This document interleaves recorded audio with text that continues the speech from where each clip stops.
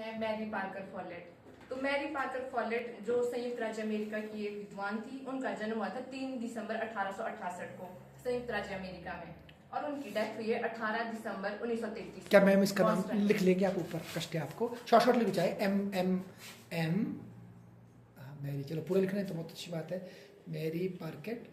और बाकी लोग फोटो देखिए इनके, कितनी ब्यूटीफुल लेडी थी ये, मतलब मैं बॉडी की बात नहीं कर रहा, मैं इनकी इंटेलेक्चुअल की बात कर रहा हूँ। मैरी पार्केट फॉलेट, शाबाश। तो जो मैरी पार्कर फॉलेट है एक प्रसिद्ध प्रबंधन विचारक थी, जिन्हें मदर ऑफ मॉडर्न मैनेजमेंट भी कहा जाता है। उन्होंने प्रबंधन और संगठनात्मक व्यवहार के क्षेत्र में कई महत्वपूर्ण विचार प्रस्तुत किए हैं। तो जो सबसे पहला है उनका पावर थ्योरी, सत्ता का सिद्धांत। मैरी फॉलेट ने सत्ता पर नहीं, शक्ति के साथ कार्य, यानी कि पावर ओवर नहीं, पावर विद की बात की है। उनका मानना था कि किसी एक व्यक्ति द्वारा दूसरों पर शक्ति का प्रयोग करने की बजाय शक्ति का सामूहिक रूप से उपयोग किया जाना चाहिए। और दूसरा है, लिख लो इसको बेटा, पावर ओवर एंड पावर भी लिख दो, बहुत बढ़िया, बहुत अच्छी बात बोली आपने। पावर विद दिया है ना, पावर ओवर के बर खिलाफ है ना, power, power over power with है ना, पावर पी लगा दो बेटा इसमें, ओ में ना पी छूट गया इधर एंड के बाद, P O, power over and power with ना, पावर विद की बात करती ना, बहुत अच्छा बोला आपने। कोई एक्सप्लेन करेगा इस बात को, आप ही एक्सप्लेन करो, पावर ओवर और पावर विद का कुछ एग्जांपल देके समझाओ।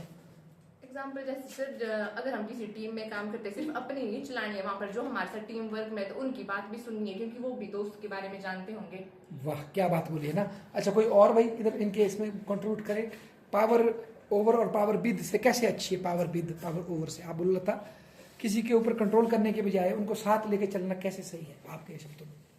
वही सर, जिस पर्सपेक्ट में ये बोल रहे हैं कि अगर ग्रुप, मतलब ये ग्रुप की बात कर रहे हैं कि मतलब अगर आप किसी एज अ ग्रुप के उसमें काम कर करेंगे रहे हैं, हाँ तो जी, आपको जो है सबको लेकर साथ में लेकर चलना, ज्यादा इनपुट मिलेगा नहीं, बहुत अच्छी बात है। अच्छा दूसरी बात ये, उन्होंने समन्वय का सिद्धांत, प्रिंसिपल ऑफ कोऑर्डिनेशन। ओह। उनका कहना था कि प्रभावी प्रबंधन के लिए सभी कार्यों और लोगों के बीच उचित समन्वय होना आवश्यक है। उन्होंने समन्वय को 4 भागों में विभाजित किया। पहला था कि समन्वय की शुरुआत योजना बनाते समय ही होनी चाहिए।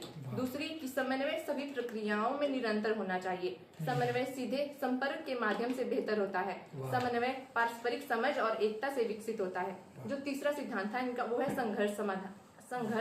पहले सेकंड लिख लो बेटा, पॉइंट बहुत अच्छा बोला आपने। क्या बोला आपने? कोऑर्डिनेशन है दूसरा, ताकि सबको बच्चे जो तैयारी करेंगे, पावर ओवर पावर विद आ गया। फिर आपने बोला प्रिंसिपल ऑफ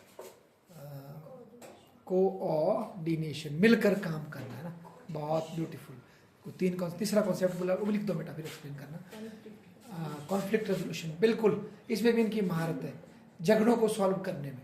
कॉन्फ्लिक्ट रेजोल्यूशन, बहुत सुंदर। अब बोलो। कॉन्फ्लिक्ट रेजोल्यूशन, मैरी फॉलेट ने संघर्ष को नकारात्मक नहीं माना, बल्कि उसे एक विकास और नवाचार का एक अवसर माना। उन्होंने एकीकरण, इंटीग्रेशन की तकनीक का सुझाव दिया, जिससे सभी पक्षों के विचारों को मिलकर एक नया बेहतर समाधान निकाला जाता है। अच्छा, इंटीग्रेशन शब्द दिया उन्होंने, इंटीग्रेशन, शाबाश। बोलो चौथा है नेतृत्व का दृष्टिकोण, लीडरशिप। उनका मानना था कि एक अच्छा नेता वह होता है जो दूसरों को सशक्त बनाता है और उन्हें निर्णय लेने में भागीदार बनाता है। ब्यूटीफुल, लिख दो बेटा, लीडरशिप भी लिख दो। सॉरी हाँ, लीडरशिप। इतने कॉन्सेप्ट मुझे पता ही नहीं, मुझे सिर्फ पावर भी पता था इनका, इतने कॉन्सेप्ट बताए नहीं मेरे को, है ना। लीडरशिप, वाह। उनका मानना था कि एक अच्छा नेता वो नहीं होता है जो सिर्फ अपने आदेशों को दूसरों पर थोपता है, बल्कि उनकी बात भी सुनता है। और जो अगला वो है समूह निर्णय की, ग्रुप डिसीजन। अच्छा एक मिनट रुको, इसमें एक बात बोलना चाहता हूँ। जो पावरफुल लोग होते हैं ना बेटा, उनके साथ रह करके आपको पावरफुल महसूस होता है। मतलब मैंने कहीं पॉडकास्ट में या कहीं सुना, और जो वीक लोग होते हैं मतलब उनके साथ रह के आप कमजोर महसूस करते हैं। तो जो रियल पावरफुल लोग होते हैं ना, उनके साथ रहकर आपके अंदर क्या पैदा होती है? शक्ति पैदा होती है। तो लीडर वो है जिससे उसकी टीम में क्या मिलना चाहिए? कॉन्फिडेंस, ठीक है ना, वो है रियल पावरफुल। अगर सिर्फ वो खुद को पावरफुल कर रहा है और अपनी टीम को कमजोर कर रहा है, तो वो टीम कभी कामयाब नहीं हो सकती। शाबाश बेटा। अगला है ग्रुप डिसीजन। फॉलेट ने समूह निर्णय की प्रक्रिया पर बल दिया, जिसमें सभी कर्मचारियों की भागीदारी होती है। इससे बेहतर निर्णय लिए जा सकते हैं और कर्मचारियों में उत्तरदायित्व की भावना भी बढ़ती है। वाह। और इनकी जो 3 फेमस बुक्स है, पहली है the new state, the creative experience, dynamic administration. वाह, एक द न्यू स्टेट लिखो ना बेटा। ये पॉलिटिकल थ्योरी में पार्टिसिपेटरी डेमोक्रेसी की बुक है, बच्चों को भी कभी कभी द न्यू स्टेट है ना, मतलब जो लोकतंत्रीय सिद्धांत है ना, उसमें पार्टिसिपेटरी डेमोक्रेसी की बात की इन्होंने, सहभागिता लोकतंत्र। ठीक है, शाबाश। दूसरी द क्रिएटिव एक्सपीरियंस और हाँ। तीसरी है डायनेमिक एडमिनिस्ट्रेशन। वाह, थैंक यू। धन्यवाद हर्षिता, बहुत बहुत धन्यवाद।